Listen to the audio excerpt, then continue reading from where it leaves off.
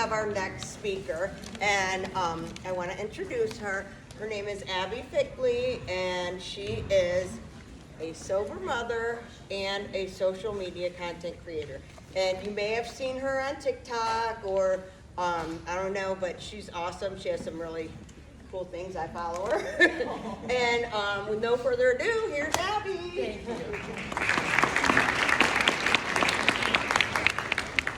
Thank you. Thank you. Thank you for the introduction. And before I begin, I just want to say thank you to everyone for being here today, for listening to what I have to say. I know it's just an hour, but you have no idea what this does for me in return, so I owe you guys a lot as well. Thank you for Trooper Tristan for reaching out to me. Appreciate it so much. It's an honor and a privilege.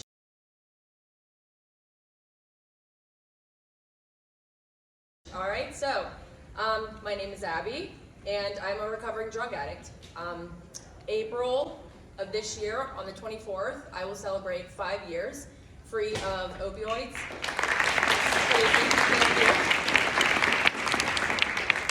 It's a long road. It's been a long life. I'm not even 30 yet. I'm only 28, and I feel like I'm 98. I've just been through a lot. I've put myself through a lot of unnecessary things.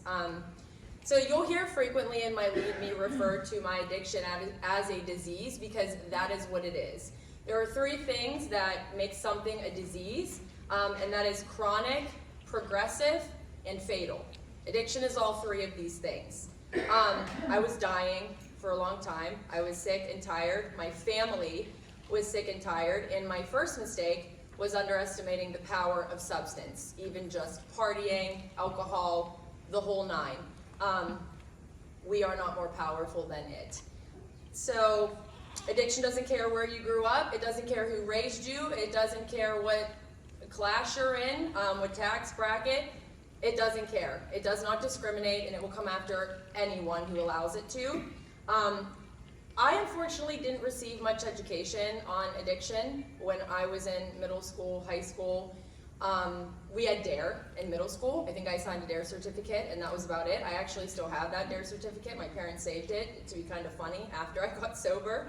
But the education part is huge, right? Because there's so many signs in the beginning before I was even addicted where I could have actually thought, you know what, this is substance abuse. I am using these things to numb whatever pain, whatever I'm going through. And at the time, I wasn't able to recognize that because I didn't understand what addiction was. And I think if I would have had a little bit more education, I could have stopped and said, wait, I think this might be a problem, and then reach out for help, so on and so forth. That just didn't happen. I grew up in a wonderful home. I was very fortunate. I was privileged. I grew up in the South Hills. I'm from Pittsburgh. I went to TJ my entire life. My parents are still together, and they are here today with me. I'm the youngest of 3. I have an older sister, and I have an older brother, and then I am the baby. So I always assumed that addiction was the homeless man at 7-Eleven asking for change, the people downtown that are begging, criminals. That's what I thought a drug addict was. Never in a million years would I have thought that it was my neighbor down the street that brings us cookies every Saturday, or the nurse that works at the hospital. Never. So my life was good. I had a wonderful childhood. I was in competitive cheerleading. I was a gymnast. That was my passion. I did experience some mental health issues at a young age, mainly anxiety, and I didn't express this to anybody. I held it in. I'm to this day really not sure why. But what I can remember very vividly was driving to cheer practice. My dad would drive me to cheer practice twice a week, and I would just have this pit in my stomach. I would just be sick, and I loved cheer. And once I got there, I was always good. It was almost a safe haven for me because it was one thing that I knew I had every single week. It was one commitment that I knew I could go to. I was with the girls, and I think the tumbling and the stunting and the loud music, I was just able to release whatever was going on. There wasn't substance abuse happening quite yet.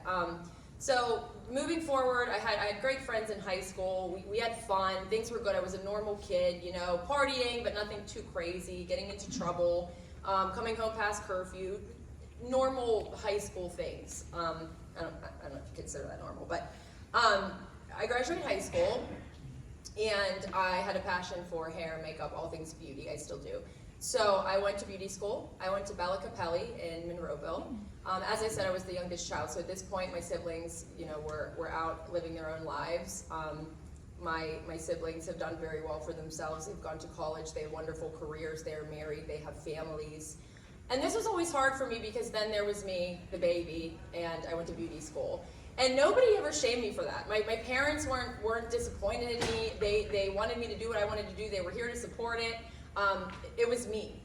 And at the time, though, I think I blamed the people around me. I felt like I wasn't good enough. My parents weren't proud of me. I didn't follow in my siblings' footsteps. There was a little bit of an age gap between my siblings and I. My brother and sister were a little closer in age. And so when I was in high school, backtracking a little, I'm sorry, and they were already out on their own, there was about 4 years, basically my entire high school career, where I lived like an only child. The family dynamic changed a lot. I lived at home with just my mom and dad. My mom was studying for her doctorate, which was incredible, but I think I was on my own a lot, and I don't necessarily blame my parents because I never reached out, but I loved to just, I was the victim, if that makes sense. I was selfish. It was woe me, poor me kind of thing, but I wasn't reaching out for help. So my parents are there to support me. I go to beauty school, and at this time, I start dating one of my best guy friends from high school. The bad boy spent more time in detention than he did in class. It was what I was into, a lot of us go through it. So him and I started dating. We were friends for a very long time, so we had a long history, but at 3 months into our relationship, I found out I was pregnant. I was absolutely terrified. This isn't necessarily how my parents raised me, just in the sense of I wasn't necessarily doing things the right way, right? I was 19 years old. I was still living at home. I didn't know how to do laundry, and I'm in beauty school. I had no way to financially support myself. I was working full-time at Chick-fil-A. I worked there for over 5 years, all of high school, all through beauty school. So, him and I see this test, and we kind of look at each other, and I'm terrified, and I'm weighing my options, and the father of my child, Bobby, who's also here today, he looks at me and he says, I will take care of this little girl. Whatever you want to do, whatever you don't want to do, please. I guess not little girl, because we didn't know it was a girl at the time. We actually thought it was a boy. But he said, please, I will take care of this baby. And so in that moment, I kind of just accepted that we were gonna do this. So here I am, 19, I'm in beauty school, I'm pregnant, I'm crushing it, to be quite honest. I would go to beauty school every day. I would leave school, I'd go straight to work. I was making money all through my pregnancy. I graduated beauty school, I passed my state boards pregnant, and I got my first salon job pregnant. And then on January 5th of 2015, we welcomed Mila Monroe into this world. She's now 8 years old. She just turned 8, obviously, in January, which is crazy that I've been a mom for that long. So I think, the signs of addiction that were kind of happening that I didn't even realize, addiction had grips around my neck before I even knew it, and then we had a little bit of the mental health stuff going on, and now here I am, a brand new mom, 20 years old, right? Can't even rent a car yet, and I'm raising a baby. And so with the way I grew up in a good neighborhood with good parents, I of course wanted to emulate that in my own life. And so, Bobby and I, we had a home together, townhouse, and I was just trying so hard to play the white picket fence, right? So I wanted it to look good to everybody.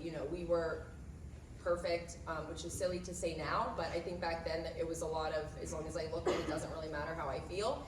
So I was trying to portray this just like working housewife, and the reality of it all was I wasn't financially stable.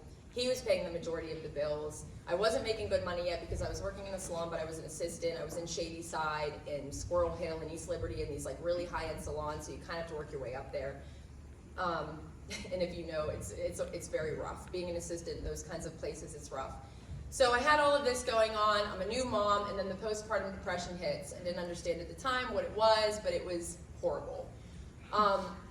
Not that this was so long ago, but it was long enough ago that we didn't have social media in the sense of these like vertical 60-second videos all over all these platforms, where you have mothers talking about postpartum depression and people talking about mental health, and not that it would necessarily cure me, but it at least would have gave me this sense of community and that I wasn't so alone. Maybe it would have given me some resources, and that wasn't really available. I had an app, and it was an app for new moms, and it was just this like group forum, and we would talk about like, what formula are you using, what bottle warmers.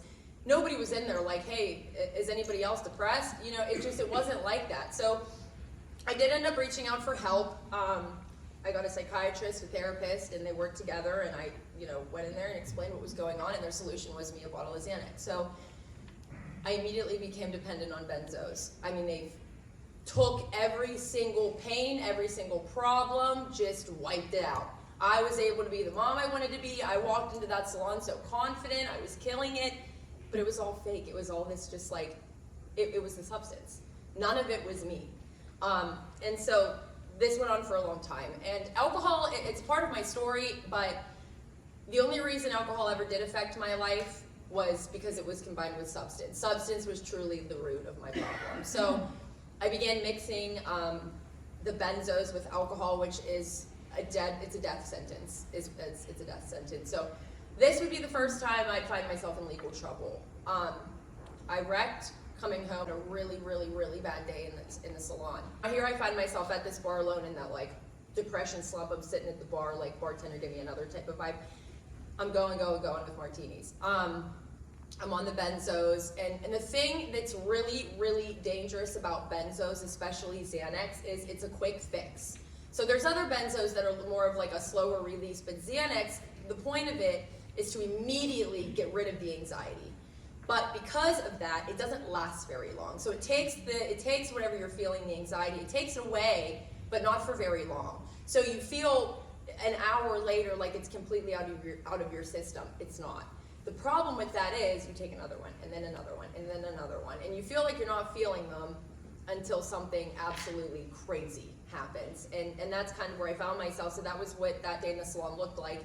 And then here I am drinking these martinis at the bar. And the craziest part of the story is I had my car valeted, and the valet boys gave me my keys, and I got in my car. It's still my fault, but that part never will leave my mind. So I drive off. I don't remember leaving there. I total my car. I total 3 cars in one accident. I am so fortunate that I have never heard another human being making these decisions, these horribly selfish, stupid, immature, just sick decisions. The 2 cars that I totaled were parked by the grace of God. Unfortunately, one of the car owners was sitting on her porch and watched it happen.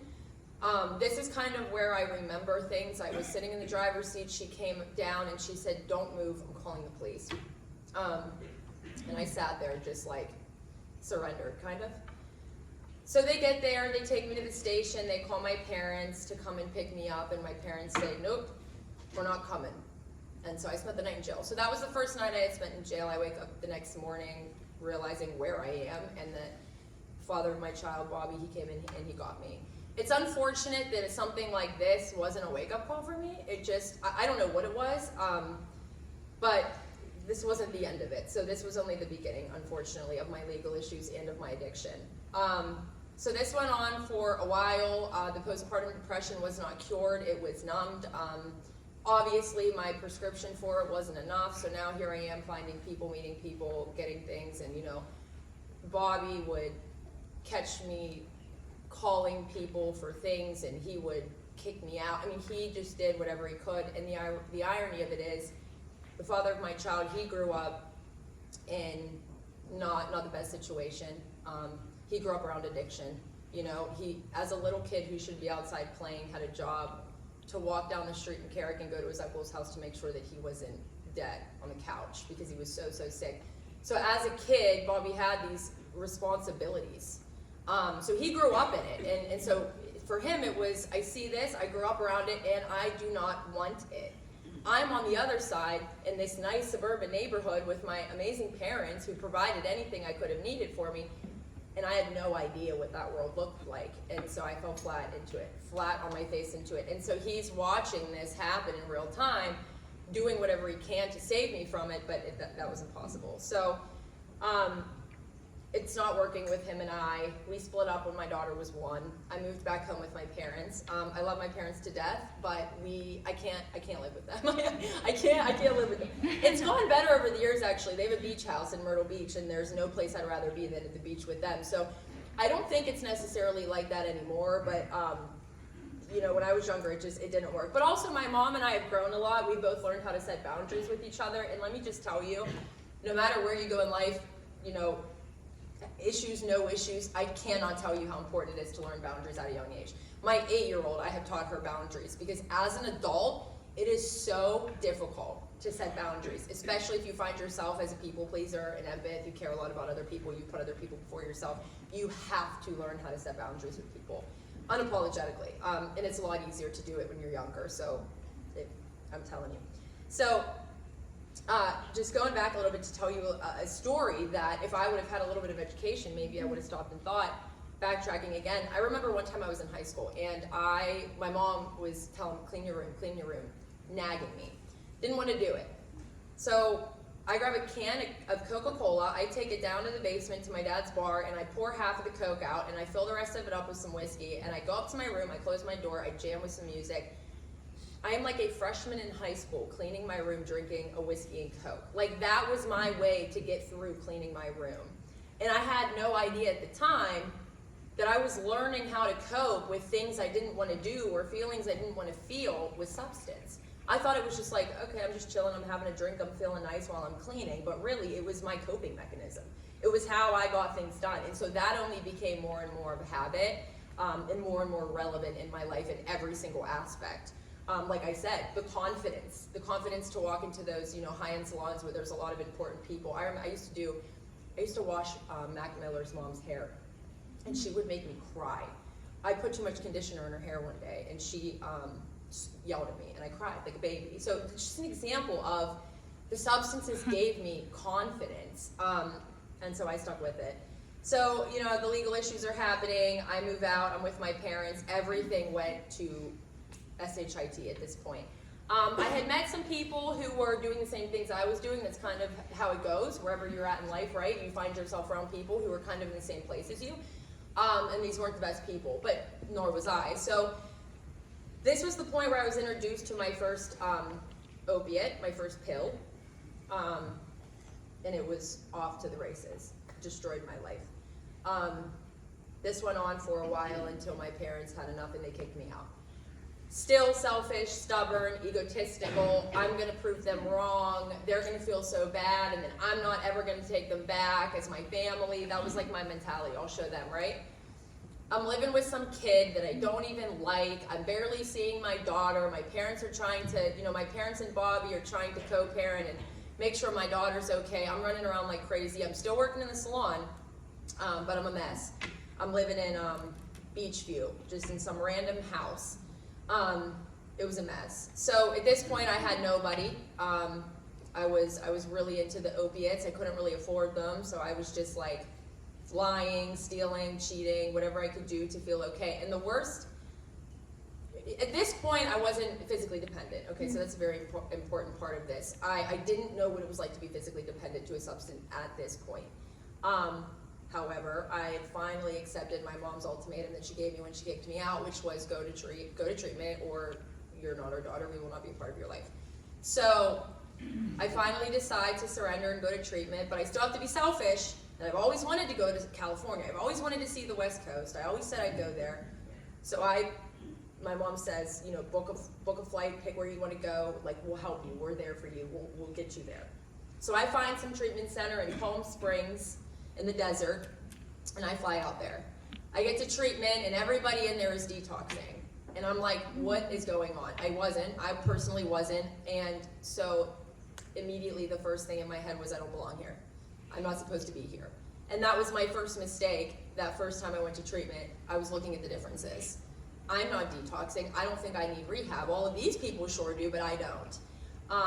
So that wasn't good for me.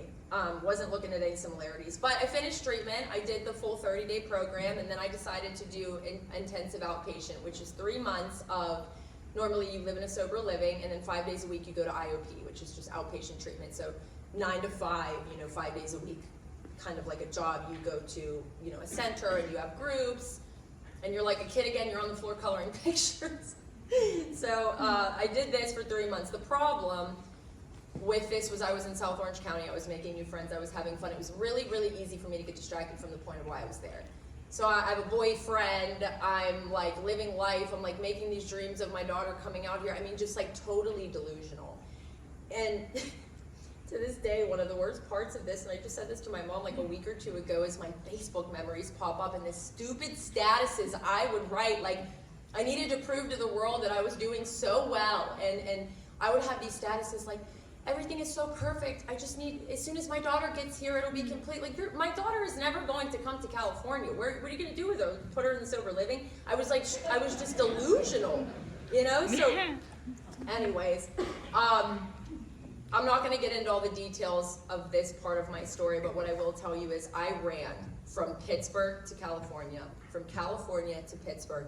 I'm not kidding you, back and forth and back and forth and back and forth. And what I was essentially doing was I was trying to run away from myself. I'd create a big giant mess in Pittsburgh, and then I'd run off to Cali and I would leave my loved ones to clean it up. And then I would make a big mess in California. I would burn bridges. I actually, when I was sober in California, things were going well for me for a while. I had an apartment out there in Orange County, right on the beach. I worked in treatment. I have a lot of experience working in rehab. I was the head of a detox center. I did that for, I don't know, the majority of the time I was in California. The problem was I didn't have a program. I had no program. When I was out there, I was trying a spiritual-based program, which I will say today helped me in a lot of ways. I was able to build a relationship with a God of my understanding, and I think, I don't push the God thing on anybody, and I know there's people that are really resentful at it. Maybe it's the way you grew up. But what I will tell you is, all you need is to understand that there is something out there that is more powerful than you. It might be music. It might be, you know, a loved one that you lost. It might be going to their grave. It could be anything. For me, it's God. But all that honestly matters is knowing that something out there is more powerful than you, and then you are able to have a relationship with it, pray to it, things like that. And that's it. It doesn't have to be so scary, complicated, and wild. It doesn't have to be sit, kneel, stand, you know, but, you know, everybody's different in that regard. So the spiritual-based program helped me in that way, but I had no tools. So I was doing well working in treatment, but it didn't make sense. I had got a car out there. I didn't understand why my life was so good in California, but I'm across the country from my daughter. That was always like the thing that didn't make sense to me. So finally, you know, one day I called my mom and dad and I said, I'm ready to come home. I was the manager of a sober living, so I lived in a sober living as a manager, and then I worked in their detox center, which was, you know, just down the street. So it was a really good setup. I was making really good money. I got a car. I didn't have my daughter. I wasn't a mom. And I didn't want to continue to live out there because I was only going to build more of a foundation in California, and then what to start over in Pittsburgh. It just didn't make sense. So my father, still having faith in his daughter, flies to LAX, I pick him up at the airport, and we drive across the country. I can't get into that because I physically won't be able to. I will just cry. But it was the best experience of my entire life. My dad's a musician, he's an architect, but he really enjoys music, and so my name is Abby. It's spelled after Abbey Road, A-B-B-E-Y. That's why my name is spelled the way it is. So my dad, he loves music. He's taught me so much about music, and so that car ride was really fun because there was a lot of education and just like time with my father. We stopped on the corner of Winslow, Arizona, and listened to Take It Easy. I mean, just like the coolest things. We did the Grand Canyon. My dad almost killed himself trying to get a good photo. I was screaming and crying at him. He was like halfway down the hill. There were like rocks falling. I'm like, Dad, I can't drive the rest of this drive without you. Please get back up here. But it was incredible. The problem with it was, again, I had no tools. So I'm telling my dad all of these things in the car that I genuinely believed. I genuinely believed everything I told my dad, which was things like, I got it. I figured it out. I'm not going to do this anymore. I'm going to turn my life around. I'm going to be a good mother to my daughter. And I believed it all. The problem was I just had no tools. It was physically impossible for me to do so. So I get home. I'm back living with my parents. And mind you, during all of this craziness, the back and forth, my parents were co-parenting with Bobby. When I first went out to California, I took a therapist's advice and I gave my parents custody. I gave my parents my portion, my half of the custody of my daughter because I couldn't be there. And I know my parents are incredibly stable people and my daughter deserved to have that as well as her father. So I didn't have custody of my daughter either, mind you. So I get back home and I don't last more than a few days before I am making phone calls and trying to find substance. Before that, one of the first days I was home, I remember laying on the floor in my parents' spare bedroom because at this point I didn't have a room anymore. It was turned into my mom's office, and so I'm laying on the floor and I'm crying and I just don't even know what to do, where to go, what to think, and I'm struggling. And my dad comes in and he just lays on the floor next to me. And he's just so sweet and such a good human being. He pulls his phone out And he's like looking up sobriety, like podcasts and videos on YouTube, and he's hitting play, and he's just setting the phone next to us, and he's just laying there with me. And these are the things that you just don't ever forget, looking back, once you do start to turn your life around. But I was just so selfish. And so clearly my parents had enough. I pulled it off for a couple months, them thinking I was sober when I wasn't. I had promised myself I'd stay away from one incredibly deadly substance that includes fentanyl. I'm telling you right now, if things were the way they are today, if substances were the way they are today, when I was using, I would not be alive. I shouldn't even be alive. But what is out there today is deadly, absolutely deadly. And I'm not talking I'm miserable, I'm a drug addict. I'm a college student doing really well, and I want to have a little bit of fun at a party, and now that person doesn't wake up the next morning. It's terrifying. And I'm not telling you not to have fun. It's just education. It's just being smart. We have so many things, prevention. We have fentanyl testing strips. We have Narcan. These are all things that you can utilize and learn about and have on you. I keep Narcan in a lockbox in my home. Accidental overdoses happen. It's not always from a drug addict. People that are prescribed medication by their doctor. I mean, there's so many cases that you just wouldn't expect. And so anyway, these are just really great prevention tools that are great for you to know. And by the way, Narcan you can get at a pharmacy. The testing strips, I think, are a newer thing, so they're not everywhere, but you can absolutely get them. I recommend it. Okay, so moving along, I'm pulling it off for a while, but I promised myself I wouldn't do that deadly substance, so I'm sticking to the pills. This is my justification, by the way, still crazy. It's okay because I'm not doing H, I'm just doing these pills. So that was how I justified it, but I couldn't afford them. So what I began to do was, I was taking my parents' checkbook and I was writing checks to my bank account and I was cashing them. And I did this for months, until one day, my dad went to go pump gas and his car declined. And as a very hard working man, that wasn't something that would happen to him. So he knew something was wrong. He goes to the bank and he prints out every single check that I forged.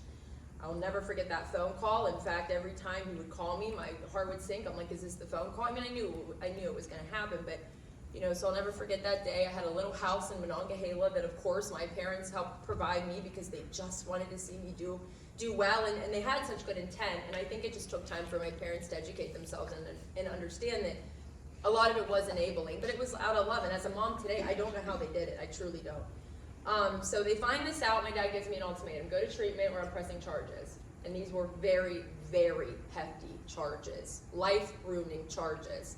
Not knowing my daughter charges. So of course I choose to go to rehab. Now here's the deal. This would be the first time that I would ever go to rehab in Pittsburgh. One other time I went to rehab in Pittsburgh, the whole time I was there, I was fighting to get on a plane and get back out to Cali. Because I destroyed my life in Pittsburgh. I couldn't stay here. So the only other time I did rehab in Pittsburgh, I was there for 5 days until I got a friend to come pick me up, and then I went to the airport and went back to California. So the irony of this is, April of 2018, I go to Greenbrier Treatment Center and I do the whole 30 days. This is the first time I go to treatment here at home. And I didn't go because I wanted to go. I went because I didn't want my dad to press charges, right? So there was no inner reason. But a really important thing that I tell people is there doesn't have to be an inner reason to get you there. Let anything get you there. Let it be an outside source. What is important is while you're there, finding something to keep you there. So the outer source gets me into rehab. This is the lowest I've ever been in my life. I'm not out back playing volleyball this time. I'm not at the smoke pit chatting with the girls. I am destroyed, absolutely destroyed. I have nobody to call. I have no money for cigarettes. I am just down and out. Okay, I'm at 28 days, right? I have 2 days left before I'm about to graduate. So I'm feeling good. I'm all right. I'm ready to get out there and do this sobriety thing. I have a little bit of confidence back. There's a little bit of life back in me after people were able to tell me when to eat and when to go to bed and when to wake up and relearn how to live like a normal human being. I finally started to feel like a person again. So I'm excited. 28 days, we're sitting in group one morning and they're doing mail call. And they say, Abby Fickley. And I'm like, nope. They're like, yep. I'm like, there's no way. Nobody's speaking to me, nobody's sending me letters. And they're like, it has your first and last name on it. I'm like, all right. So I grab this letter, I go sit down, I open it up, and I see that it's written by my dad. It's a 2.5 page type letter from my father. I'm like, okay, my dad's ready to talk to me. This was a 2.5 page disownment letter from my father, letting me know that they have disowned me as a child, they have taken me off their health insurance, and he decided to go through with the charges. At 28 days sober, feeling good, ready to get out there, and I died inside. These were 32 counts of forgery, identity theft, and theft by unlawful taking. I would have gotten out when my daughter was like 14. I wouldn't even know my kid. No, a couple years younger. Guess I'm not good at math, but you know what I mean. So, here's the deal with this, and I know I said that I gained a little bit of a relationship with the God of my understanding in that spiritual-based program in California, but here's what did it. So I had nowhere to go after treatment, of course, so I set up an aftercare plan, you know, with somebody at Greenbrier Treatment Center. By the way, this is a treatment center in Washington, a really great one at that. They set me up in a sober living in Carrick, which is closer to home for me. Allegheny County, that's good, that's where I want to be. Mind you, any other time I've been rehab or sober living was in California. These are these like mansions. It's crazy actually. Our neighbors hated us, which I don't blame them. I mean, I can't imagine being so successful in life and having a huge house in San Clemente or San Juan Capistrano, and the house next to you is a sober living, where they're like in the backyard flicking cigarettes over the fence. I mean, I can't imagine. So anyway, it was fun, right? There wasn't much responsibility. There wasn't, it was very distracting. So again, fast forward, I get to this sober living Carrick. It is this rundown old house, and I'm talking my dealer probably lived next door type of stuff. I lived with a roommate. Obviously, there were 8 girls in this house. And when you first get to sober living, this was Pittsburgh Sober Living is the organization, Pittsburgh Sober Living. When you get there, you have like 5 days of blackout, which means you're not allowed to leave. You're only allowed to go to meetings with women that live in the home. So I got out on a Tuesday. My phone was shut off. I had no money. I'll never forget this moment either. I called T-Mobile, and I cried, and I cried, and I said, I just got out of rehab. I'm trying to stay sober. I don't have any money. I said, please, can you help me? This woman turned my phone back on for free. And I told her, I said, one day, I said, when I'm bigger and I'm out there, I said, I'm always going to represent T-Mobile because you guys helped me when I was at the lowest point of my life. It's just crazy. So yeah, T-Mobile turned my phone back on for free, which was very kind. So at least I had a phone, right? So it's a Tuesday, and there's a girl who she was a house manager. She got home from work, she introduces herself to me, and she says, do you want to go to a meeting tonight? We're going to a meeting. And mind you, this would be my first time really being a part of AA. I had never been a part of a program. I'd gone to meetings, but I had never done step work. In this sober living, in order to stay there, you had to pay monthly rent. You had to go to, it was like 5 meetings a week. You had to get them signed. You had to have a sponsor. You had to be actively working the steps. I'm talking, they would call your sponsor. They would ask what step you're on. And if you weren't doing steps, you had a warning and you were out. It was so intense and it was so structured, and I so desperately needed it. So she invites me to this meeting the day I get out of treatment, and I'm like, yes, get me out of this house. So we drive down the street, Brownsville Road, to a meeting. Oh, let me back up. The girl comes to pick us up. There's like 3 of us in the sober living that are going to this meeting. And we walk out, and the girl that's driving goes, wait, hold on. She's like, I don't have enough room. I have a car seat, I can't remove it. I'm the tiniest one. All of them look at me. I'm like, okay. So I ride to my very first meeting out of rehab in a child's car seat. I'm not even talking just the booster seat. I'm talking to have the whole back, it had cup holders. It was kind of nice, but here's the worst part, right?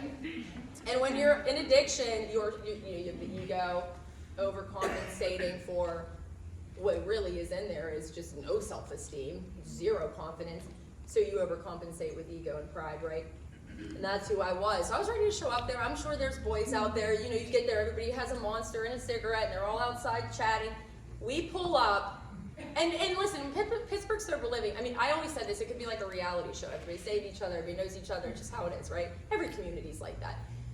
So when they hear that a new girl got out of rehab, in a sense, they're like ready to see her. What does she look like? What's her name? Who is she? Well, here I am, hopping out of a car seat in front of everybody at this meeting. I'm like, hi, I'm Abby. I don't normally ride in a car seat, by the way.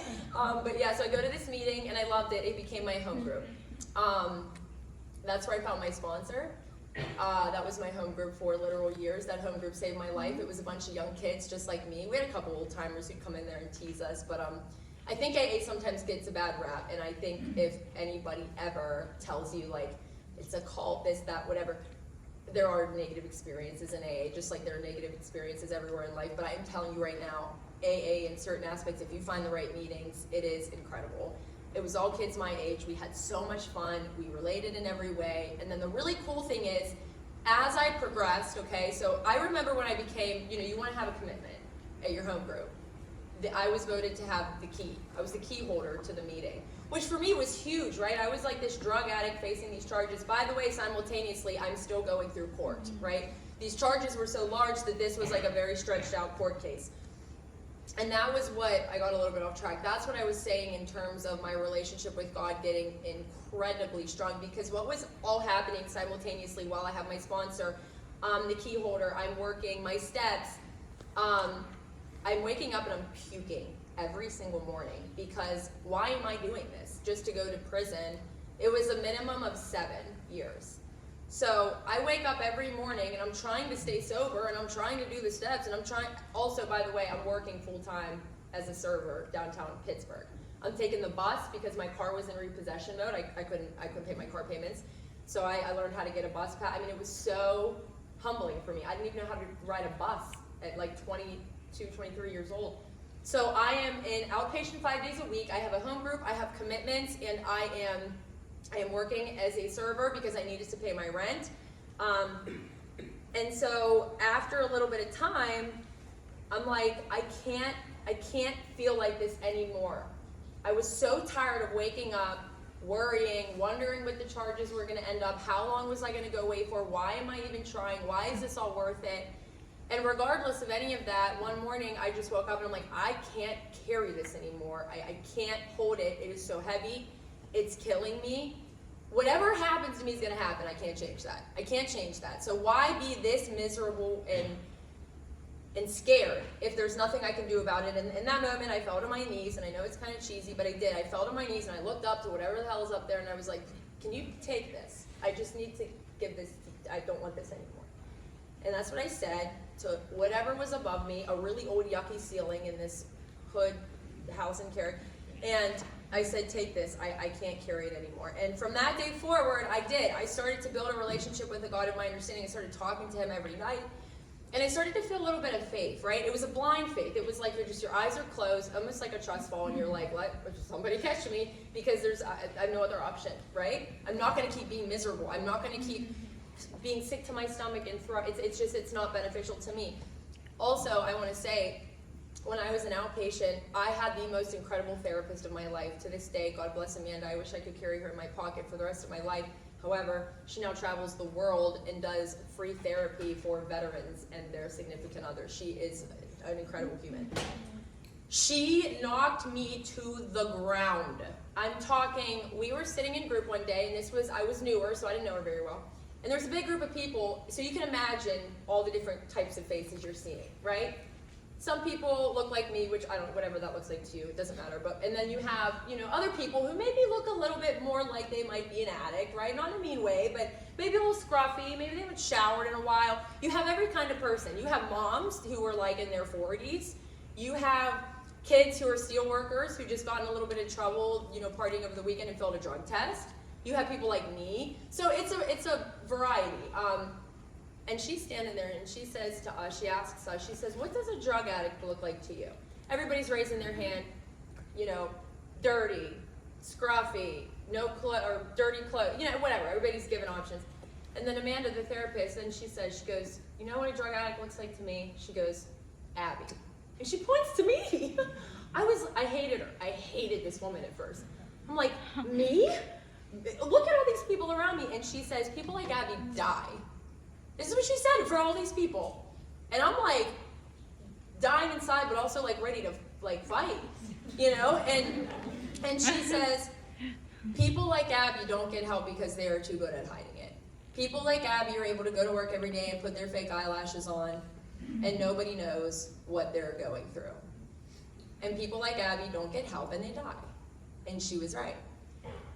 That woman knocked me to the ground and rebuilt me up into the woman that I am today. That woman told me things about people in my life that I never believed, and then those things later happened, and I had to thank her, tell her you were right.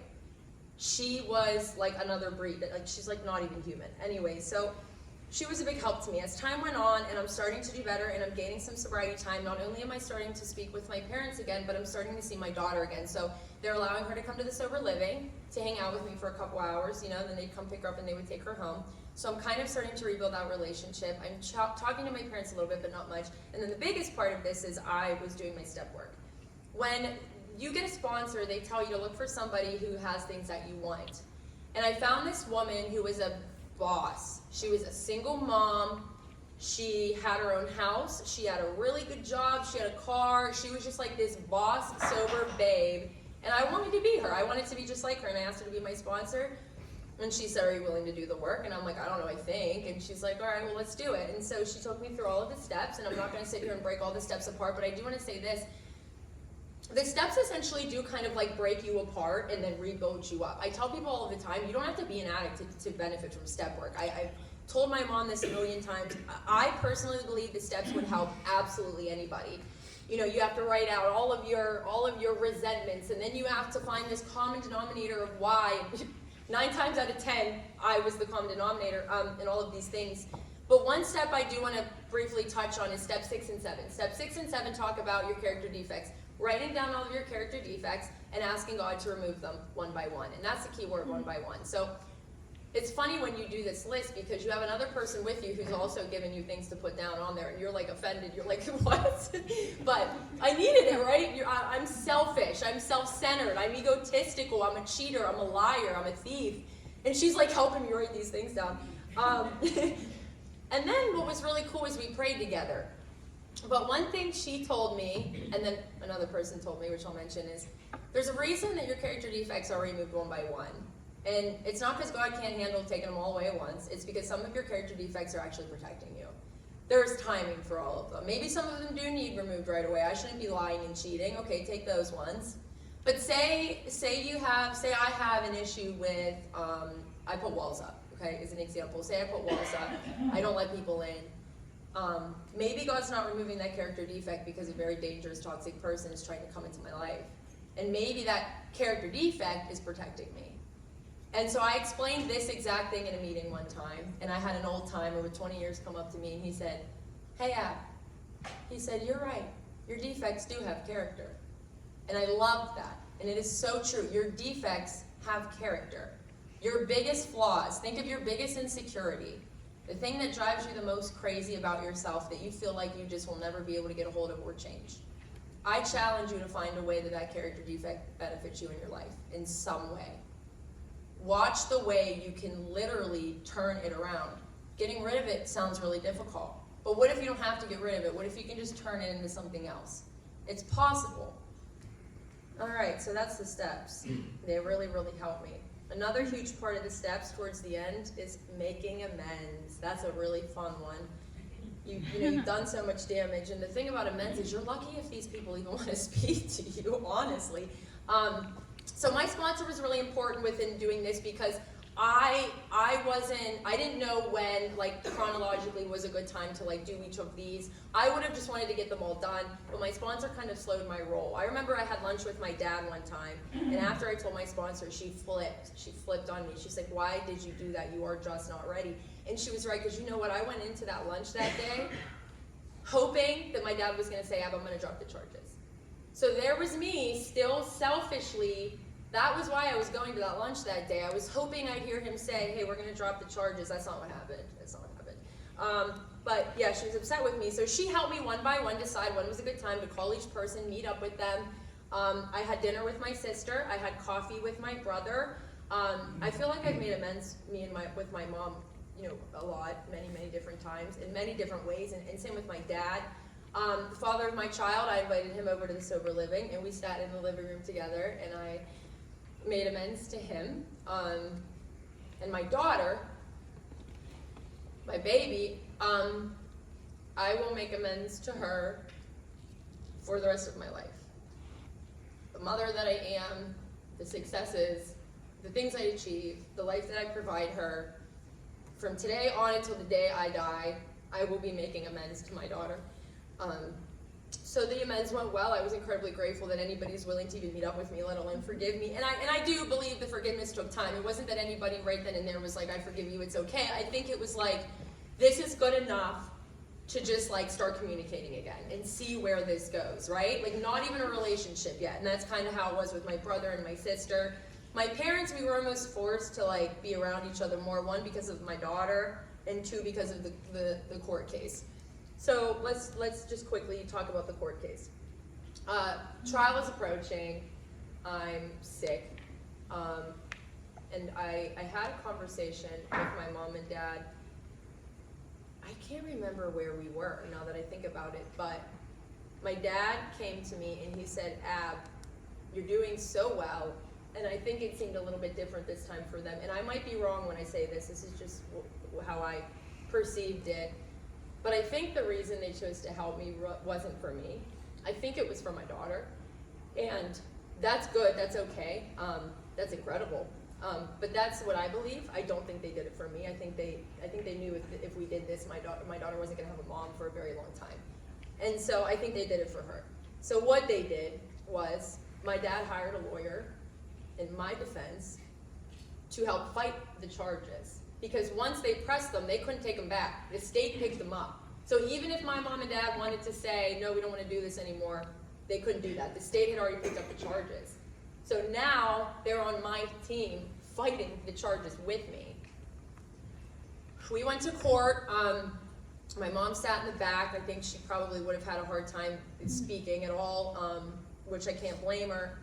I stood in front of the judge, and then my dad stood in front of the judge. And that was like one of the only times I've ever seen a tear fall from my dad's eye. But my dad spoke in front of the judge on my behalf, and the judge dropped 32 counts of the forgery, identity theft, and theft by unlawful taking down to a misdemeanor theft charge. I did a lot of things. You know, I was on probation for years, supervised probation for years. I paid my parents back in the form of restitution. I paid them back in every way I physically could, but I will never be able to actually pay them back, if that makes sense. I think for them, and again, I don't want to speak for them, but I think for them, again, it's like living amends, just like for my daughter. I think the best way that I could thank them is by being a good human and being a good mom and living a solid life. So that's what I'm trying to do.